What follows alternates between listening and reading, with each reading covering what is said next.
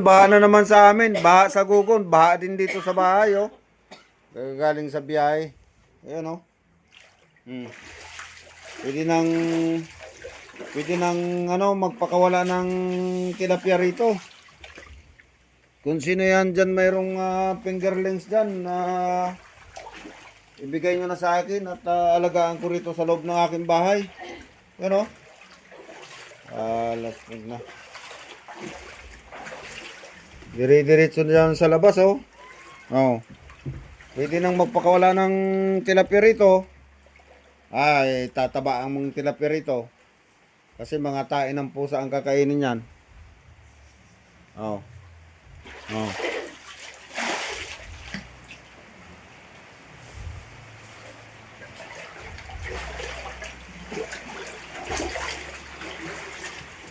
Ganyan dito pagka malakas ang ulan. Ayun. Ganito sa labas, oh. Baha na naman.